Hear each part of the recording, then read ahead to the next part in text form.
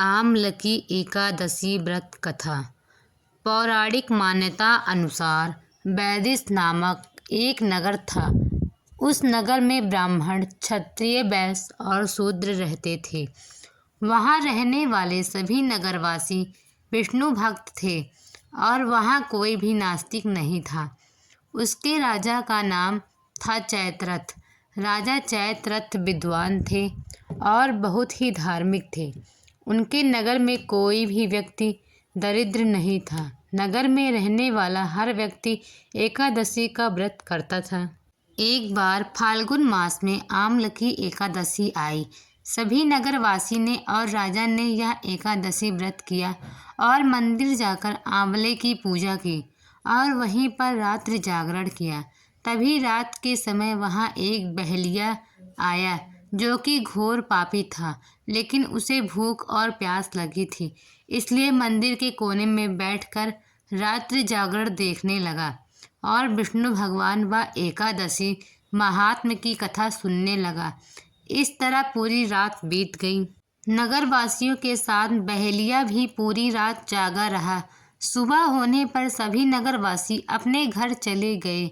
बहेलिया भी घर जाकर भोजन किया, लेकिन कुछ समय बाद बहेलिया की मौत हो गई। हालांकि उसने आमलकी एकादशी की व्रत कथा सुनी और जागरण भी किया था, इसलिए वह राजा विदुरथ के घर जन्म लिया। राजा ने उसका नाम वसुरथ रखा। बड़ा होकर वह नगर का राजा बना। एक दिन वह शिकार पर निकला, लेकिन बीच में ही रास्ता भूल गया। रास्ता भूल जाने के कारण वह एक पेड़ के नीचे सो गया। थोड़ी देर बाद वहाँ मलेच्छ आ गए और राजा को अकेला देखकर उसे मारने की योजना बनाने लगे। उन्होंने कहा इसी राजा के कारण उन्हें देश निकाला दिया गया, इसलिए इसे मार देना चाहिए। इस बात से अनजान राजा सोता रहा।